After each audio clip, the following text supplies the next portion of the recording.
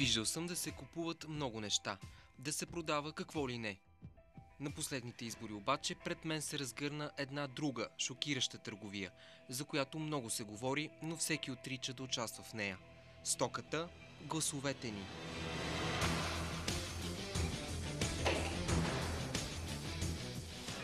Отивай се нареждай, да. Отивай се нареждай.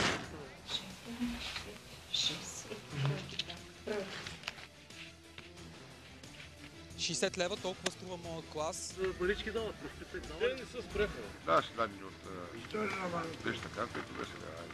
Влязохме в схема за купуване на гласове, за да ви покажем отблизо пазара за вота. Такъв какъвто е. Пазар на гласове под наем.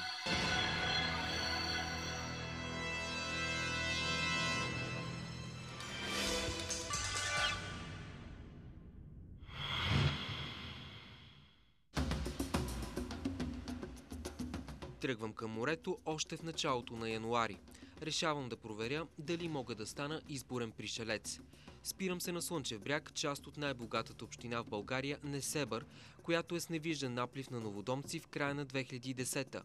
Бумът на съмнителните регистрации вече е отминал, но все още имам шанс да стана един от тях. Никога не съм живял тук, не познавам никого. Трябва ми обаче конкретен адрес. Избирам случайен апартамент в блок в курорта, дори не зная кой е собственикът на имота. Попълвам набързо документите и съм готов да сменя не само настоящия си адрес, но и постоянния. Служителката в общината в Слънчев бряг не иска от мен нотариален акт. Карта, то нещо друго трябва ли, освен те двете неща? При мен не. Карта, не. При мен друго не. Това е блок Еделвайс. Стая 313. Има ли някаква регистрация там? Антония е приятелката ми, да, точно така, да. Значи тя... 81 Николай Воденичарски. Те са брати сестра. Точно така, да. Тук е само улицата. Да, 15 човек съм аз. Да, от началото на годината, да. Директно ли се вписвам в тази данни? Да. За втори екземпляр директно. Ясно, да, разбирам. До 30 дни се налага да сменя и личната си карта. Редя се на дългите опашки. Проверките на МВР са ме пропуснали, никой не се усъмнил в мен и документите ми са приети. След по-малко от месец картата ми е готова. Вече официално съм жител на Несебър. Явно наистина съм голям късметлия. В началото на юни депутатите решиха, че уседналостта за изборите тази година ще е 4 месеца. Категорично ще мога да гласувам на есен. В разгара на летния сезон навестявам фиктивния ми дом. Виждам го по-отблизо за първи път. Оказва се старо работническо общежитие. Седмици преди вота, очаквано името ми попада в избирателните списъци в община Несебър. Остава да чакам 23 октомври, за да гласувам в град, в който не съм живял нито ден, и за кмет, чието управление по никакъв начин не ме засяга.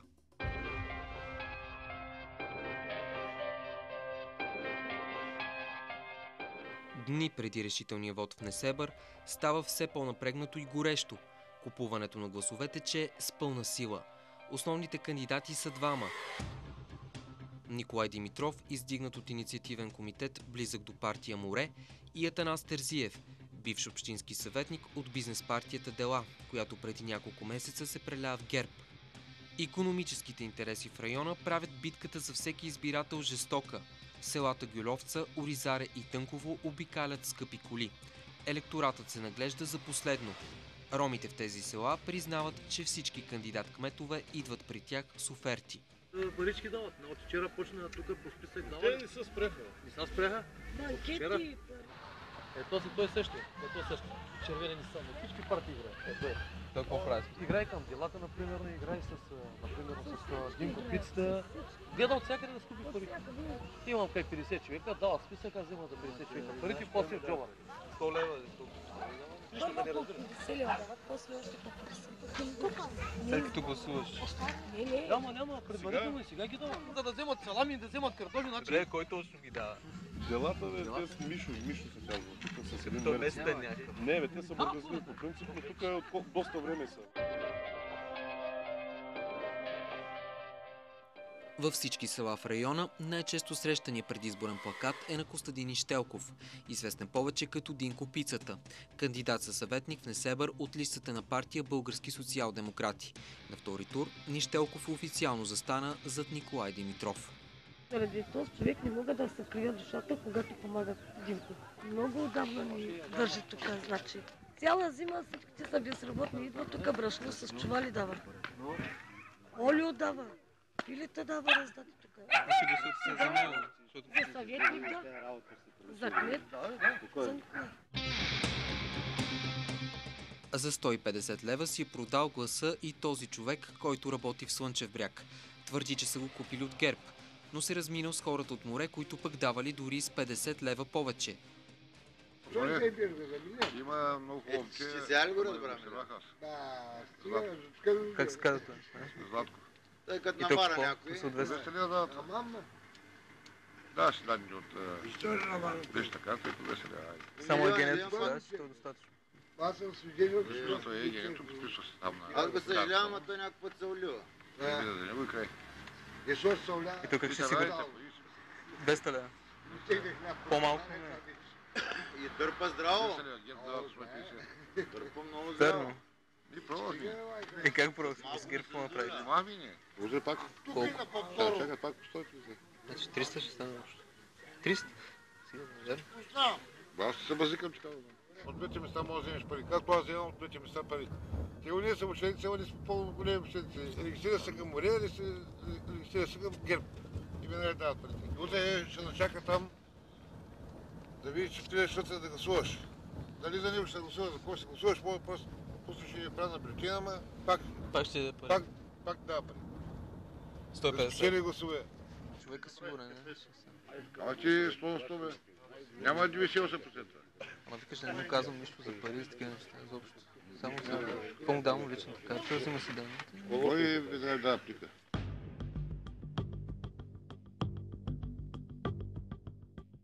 23 октомври. Начало на битката. Организацията за изборите в Несебър е съвършено стройна. От рано сутринта групи от момчета стоят на входа на училището и наблюдават кой идва да гласува. Луксозни коли са паркирали наблизо. Слънчев бряг е разпределен между няколко жени. Това е Кирила Тодорова, която отговаря за така наречения стар възел в курорта. Заговаряме се, не се познаваме, но щом разбира, че мога да гласувам, интересът и към мен става изключително голям. Има ли то списъците? Много, да. Да влизаш да гласуваш. Да влизаш да гласуваш. Щом те има списъците. Чакай да видим. Къде живеете? В Еделвайс. 12-та секция в това Вие училище прибери съм. се личната карта и... Ти познаваш ли тук какви са кандидат кметови листи? Значи ти си ориентиран.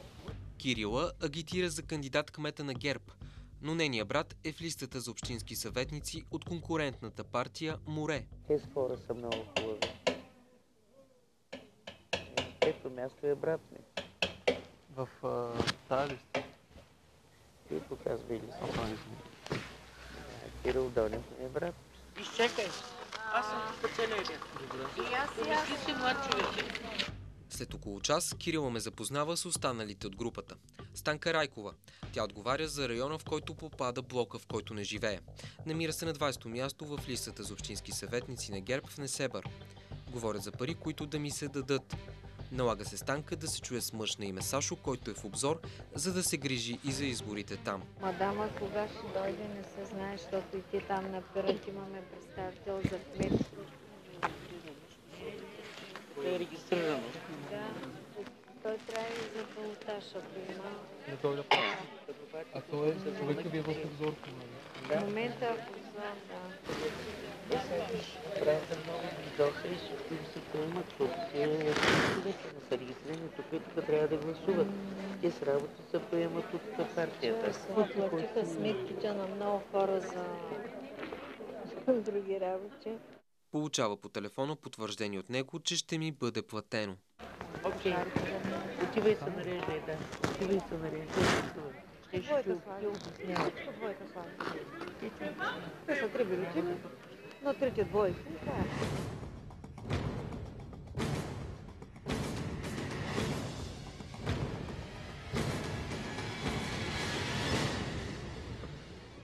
Влизам в тъмната стаичка, но правя бюлетините недействителни, изписвайки върху тях журналистически експеримент на БНТ.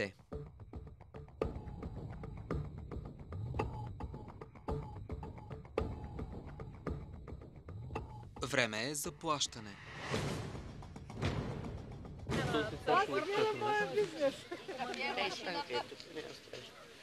Защото там тя тук е отговорна. Бе, няма страшно, всичко е отговорно. И си гледам моето хора, кой минават, кой минава и кой не минава, да знаем кой да изкарам, такова пашка са натрупа, че вляза какво става на едната секция. След около час Сашо пристига и ме запознават с него в двора на училището. На метри от нас има полицай. Александър Стоянов с прякор Сандю, който по професия е строител, е този, който държи парите. Лично на магията Дупчо. Танче, виж, дай му там във вашата работа, аз ще дам за 5 минути, защото те не ме гледат хората, ще мисля, че може да му дам пари да го изпълням. Ще ме добре, ма трябва някъде да отидем, да не гледат, че и там.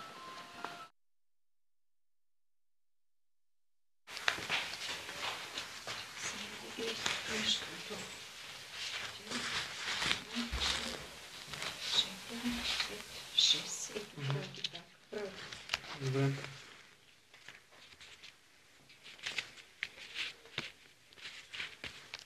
Точно, да. Всъщност, какво се разбираме за пилотажа да се чуем освен? Ти някакъв телефон? Да. Пак тогава 60. Да, после ще се оправим с Сашо. Това, което репортера на БНТ направи е уникален опит, защото той на практика се рекрутира в самата система, знаейки какъв е системният проблем и се превърна в таргет, в мишена на купувачите на гласове и действително през този експеримент, уникален, пак повтарям, защото аз не съм запозната до сега да правен на подобно нещо, се доказа, че в България тези механизми работят, за съжаление, безотказно и продължават по този начин да се манипулира вота, особено на местно ниво. След сигнала на БНТ до полицията в Бургас веднага стартира разследване. Първо искам да благодаря както на вас, така и на вашия екип за стойностния материал, който предоставихте на органите на разследването и за активната ви позиция в процеса на самото разследване по събирането на доказателства. С темповете, с които разследваме, до 2 до 3 дни ще имаме окончателен резултат по разследването. Последваха арести за Кирила, Станка и Сашо. 24 часа по-късно обаче те вече бяха на свобода. На вечерието на ожесточения двубой за Несебър. Между двата тура пореден фрапиращ пример за злоупотреби заради изборите. Млад мъж от София разбра, че името му е вписано без причина в забранителния списък за гласуване. В същото време се оказа, че без негово знание някой го е регистрирал в Несебър. Не съм живял никога в Несебър. Миналото лято работех в Слънчев бряг за сезона, но сезона свърши на 31 септември. Аз на 1 октомври си бях в София. Адресната регистрация ми е променена на 19 ноември. Адресната карта е попълнена с чужд почерк от някой, който се представя за момчето. Изискване на закона е хората, които са регистрирани в периода от 1 септември 2010 до 31 януари тази година да се пререгистрират. И това е било свършено. Момчето е пререгистрирано. Служителката, която регистрира младежа в Несебър, без изобщо да го види наживо и да се увери, че е той, е Златка Ралева, същата, която направи и моята регистрация в Несебър.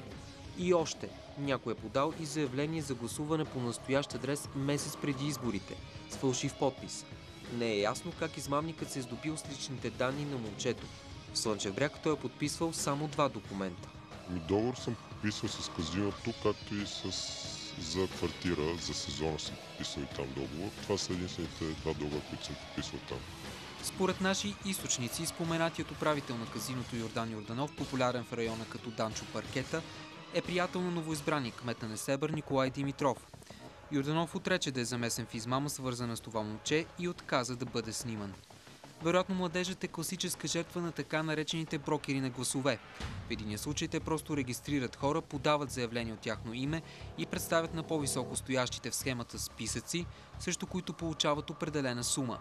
Ако се окаже, че от името на този 25 годишен мъж е гласувано, Тогава престъплението става още по-тежко. Така екипът ни се сблъска с брокери на двете партии, чието кандидати се впуснаха в кървавата битка за Несебър.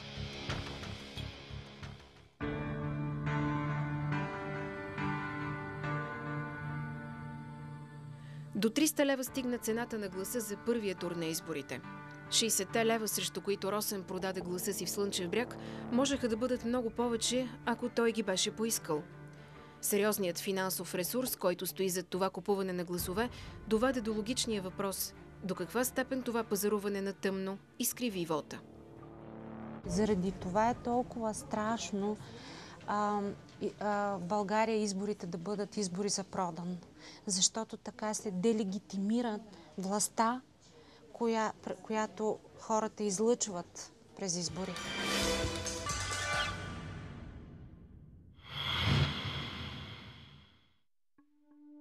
Кое мотивира жителите на най-бедния регион в Европа да отидат до урните? В какво вярват хората в Монтана, Лом и Врачанско? И от какво се страхуват? Ще бъдат ли честни изборите тук или ще бъдат манипулирани? Отговори на тези въпроси потърсихме, потегляйки към северозападна България. Ден преди изборите. Село Голямо Пещене. Посрещат ни така. Аз ви казах за какво сте дошли. Аз не го приемам, защото това не е така. Ако има такива хора, които така правят... Защо спирам камерата сега? Го правим по този начин. Говорете. Месец преди изборите Венцислав Ангелов беше задържан за 24 часа по подозрение в незаконно регистриране на 25 души на един адрес и за подготовка за регистрация на още 25. Местните се страхуват. Не желая да ми хръкне и кола, и къща, и всичко. Изборите. Изборите са причината. Кмета е там в момента. Всеки го е страх. И какво е това страшен? Как го описват? Да ме гледаш. Рога да имам. Да остане кмета. Доволни ли сте от него? Да. Социални дава ли, помага ли? Дава. След 3 мандата издигнатият от БСП Венцислав Ангелов загуби изборите. Братът на Ангелов е местен арендатор. А защо хората ги е страх от него? Защото действа по-скоро с сила. Сина му посега да ме бие. Кой? На Ангел Ангелов. На брата, на кмета племенник. Поне не съдих кооперацията. Това като дадеш всичко по телевизията, знаеш какво ще стане с нас? Ще ни подпалят къщите. Кой ще ви подпали? Ами те тия двамата. Кмета? Да, и брат. Ще дойде да ви подпали къщата. Брат. Вие защо така мислите? Те го къщата личика е подгоре, но отгоре имахме коруще вънка и те наръсиха с нафта и да ни горят къщата. Кога било бе? Кога било бе, човек? Помните ли някакъв такъв случай? Не знам. Идвате днес на този ден да ми газите по нервите. Повикана си бе жена, защо ме тормозиш? Плати ли са ти бе? Кой ми е платил? Кой те е платил? Теб на този адрес, като Винченцо Аврамов те е платил. Аз не познавам Винченцо Нали Аврамов. беше в дома му бе? Толкова да си жива бе, щом отричаш цената. Вие сега тук нещо ме заплашвате, ми се струва. Да турам опола. Опола ще те сложа. Какво значи това? Да видят хората. Не ви разбрах. Хората се чувстват контролирани и по някакъв начин сами в тази своя локална ситуация, в която някакви местни феодали, местни олигарси, корумпирани мрежи, престъпни структури контролират процедурите, използват ги, заобикалят ги, държат ги в някаква форма на подчинение. От арогантното поведение на бившият кмет и приближените му не беше останала и следа ден след вота. Не го открихме в центъра на селото, а симпатизантите му, които обиждаха екипа ни преди дни, сякаш дори не ни забелязаха. Ангелов загуби изборите, но в Голямо Пещене се появиха други проблеми. Стигнаха ли ви бюлетините? Не, не стигнаха. Не стигнаха, имаше една грешка. Бюлетините бяха сменени с тея на Горно Пещене. И вече в последствие се оказа, че се получи пак втора грешка. Смениха ги, пак ни дадаха още един кочан от Горно Пещене. И това малко усложни нещата накрая вече. Колко души не успяха да гласуват? Не е много. 15-20.